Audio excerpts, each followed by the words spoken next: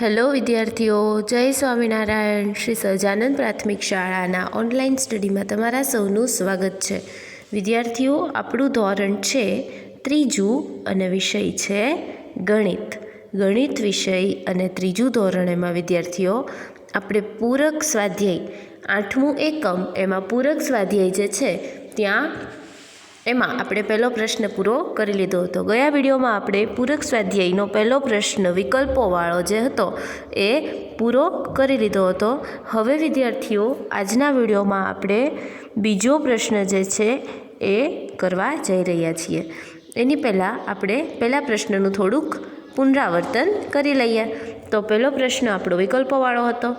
એમાં સૌથી પહેલો પ્રશ્ન કે 10 ટમેટાનું વજન બરાબર 1 કેરીનું વજન અને 5 કેરીનું વજન બરાબર 1 કોળાનું વજન થાય તો કહો કેટલા ટમેટાનું વજન 1 કોળાના વજનની બરાબર થશે. તેમાં જવાબ આવ્યો તો આપણે 50. બરાબર. કઈ રીતે આવ્યો તો એ મેં તમને સમજાવ્યું હતું. એની પછી બીજો પ્રશ્ન છે હાથી, ઘોડો, આખલો અને હરણ આ ચારમાંથી કોનું વજન વધારે થાય છે? તો એમાં વિદ્યાર્થીઓ હાથીનું વજન સૌથી વધારે આવે છે, તમને ખબર જ છે. ત્રીજો પ્રશ્ન તમારું દફતર, લંચ બોક્સ, કંપાસ બોક્સ અને તમારા બૂટ આમાંથી કોનું વજન સૌથી વધારે છે? તો એમાં બ આવશે, તમારું દફતર. બરાબર. દફતરનું વજન સૌથી વધારે હોય. એની પછી ચોથો પ્રશ્ન નીચેનામાંથી કોણ ત્રાજવા અને વજનિયાનો ઉપયોગ કરે છે? તો એમાં હતું મોચી, દરજી, સોની અને કુંભાર. તો ત્રાજવા અને વજનિયાનો ઉપયોગ કોણ કરશે? તો કે સોની જે છે એ કરશે. મોચી નહીં કરે, દરજી પણ નહીં કરે અને કુંભાર પણ નહીં કરે. કોણ કરશે? સોની જે છે એ કરશે. એટલે જવાબ આવશે ક. પાંચમું હતું નીચેનામાંથી કોણ ત્રાજવા અને વજનિયાનો ઉપયોગ કરતો નથી? તો એમાં દુકાનદાર, વાણંદ, ફળવાળો અને કંદોઈ.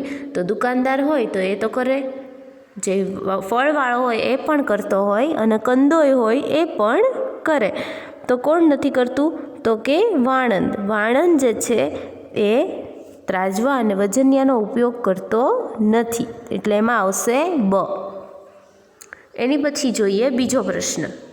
તમારે બીજો પ્રશ્ન જ તમારે સમરસપોથીમાં પૂરવાનો બાકી હશે. હું તમને આમાં કહેતી જાવ એ મુજબ તમારે વિડીયોમાં જોતાં જ પૂરતા જવાનું છે.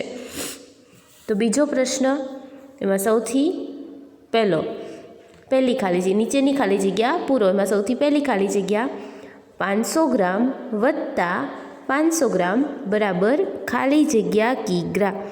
500 ગ્રામ વત્તા 500 ગ્રામ બરાબર ખાલી જગ્યા કિગ્રા. તો વિદ્યાર્થીઓ આપણે પહેલાં આગળ ભણી ગયા કે 1000 ગ્રામ બરાબર 1 કિલોગ્રામ થાય. બરાબર. 1 કિલોગ્રામ બરાબર કેટલા ગ્રામ? તો કે 1000 ગ્રામ. તો 500 વત્તા 500 કરીએ તો કેટલા થાય? 1000 ગ્રામ થઈ જશે. અહીંયા હું લખું છું 500 વત્તા 500 કરીએ તો કેટલા થશે? 1000. 1000 થઈ જશે. 1000 ગ્રામ થશે. તો 1000 ગ્રામ બરાબર કેટલા કિલોગ્રામ થાય? 1 કિલોગ્રામ. તો જવાબ શું આવશે? 1 કિલોગ્રામ. એની પછીની બીજી ખાલી જગ્યા સૌથી નાના ત્રાજવા અને વજનિયા સોની, દુકાનદાર અને શાકવાળામાંથી. સૌથી નાનો ત્રાજવું અને વજનિયું કોની પાસે હોય? સોની, દુકાનદાર અને શાકવાળા. ત્રણમાંથી કોની પાસે હોય? શાકવાળા પાસે હોય, સોની પાસે હોય કે દુકાનદાર પાસે હોય? તો દુકાનદાર જે છે એ આપણને ઘર માટેની અલગ અલગ વસ્તુઓ છે એ જોખીને દે.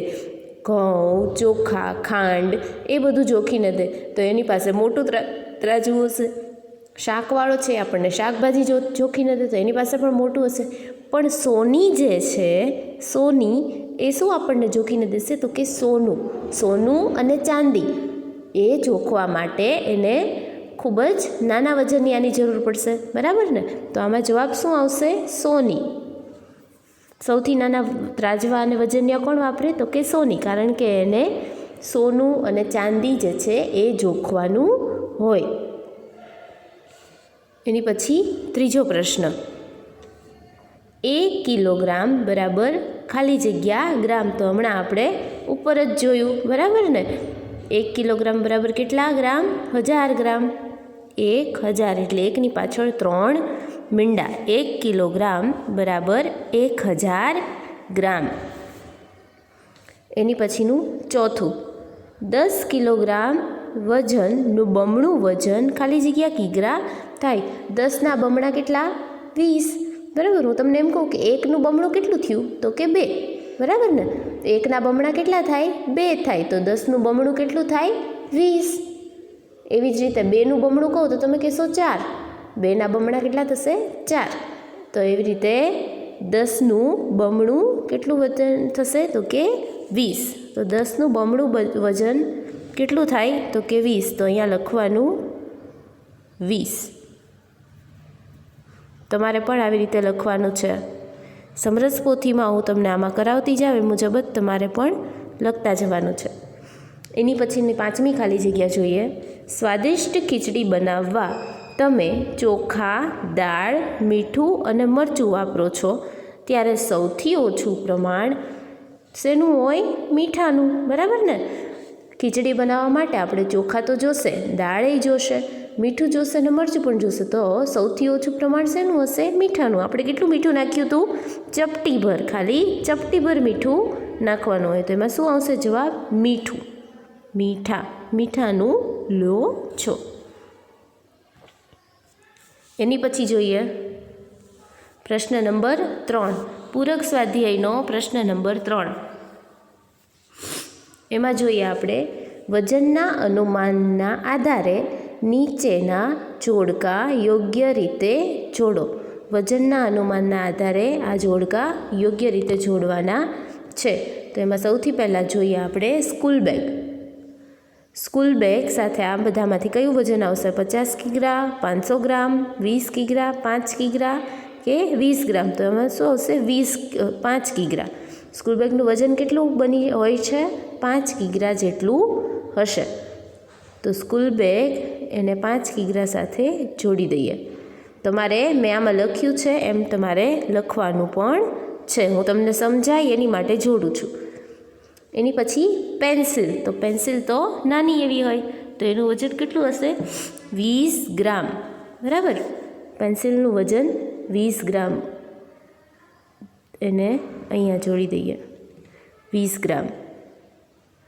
એની પછી પાણીની ભરેલી બોટલ. પાણી ભરેલી બોટલનું કેટલું હશે? 500 ગ્રામ. બરાબર. તો એને 500 ગ્રામ સાથે જોડી દો. અહીંયા લખવાનું પણ છે 500 ગ્રામ. એની પછી ચોથું, ટેબલ. તો ટેબલનું વજન કેટલું હશે?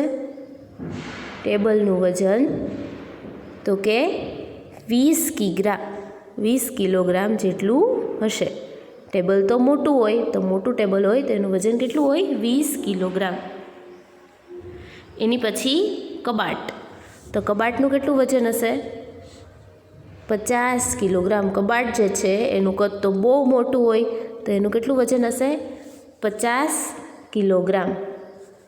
કબાટનું વજન તો કે 50 કિલોગ્રામ. એની પછીનો પ્રશ્ન જોઈએ. નીચેના પ્રશ્નોના જવાબ લખો.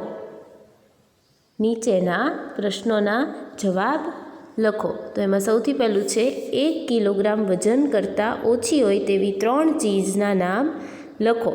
જેનું વજન 1 કિલોગ્રામથી ઓછું હોય તેવી 3 વસ્તુ. તો કે ચપ્પલ, ગણિતની ચોપડી અને લંચ બોક્સ. આ ત્રણેય વસ્તુ એવી છે જેનું વજન 1 કિલોગ્રામથી ઓછું હશે. ચપ્પલ, ગણિતની ચોપડી અને લંચ બોક્સ. પછી બીજો પ્રશ્ન છે 1 કિલોગ્રામથી 10 કિલોગ્રામ વચ્ચે વજન હોય તેવી ચીજના નામ લખો. તો સ્કૂલ બેગ, ખુરશી અને ટીપોય. સ્કૂલ બેગ, ખુરશી અને ટીપોય આ ત્રણેયનું વજન 1 કિલોગ્રામથી 10 કિલોગ્રામ વચ્ચેનું હશે. પછી ત્રીજો પ્રશ્ન છે કરિયાણાનો દુકાનદાર વાપરતો હોય તેવા 3 વજનિયા લખો. તો કરિયાણાનો દુકાનદાર વાપરતો હોય તેવા 3 વજનિયા. તો એમાં 2 કિગ્રા, 10 કિગ્રા અને 20 કિગ્રા. 20 કિગ્રાનું પણ વાપરે. કારણ કે મોટી મોટી ઘઉંની ગુણ જે છે એ જોખવા માટે એને 20 કિગ્રાનું વજન જોશે. એની પછી ચોથું છે વજનના ઉતરતા ક્રમમાં ગોઠવો. કીડી, કૂતરો, હાથી, ભેંસ અને ગધેડું આ બધાને ઉતરતા ક્રમમાં, એટલે સૌથી મોટું પહેલાં, પછી નાના નાના. તો સૌથી મોટું શું આવશે? હાથી. એની પછી ભેંસ, એની પછી ગધેડું, એની પછી કૂતરો અને એની પછી કીડી.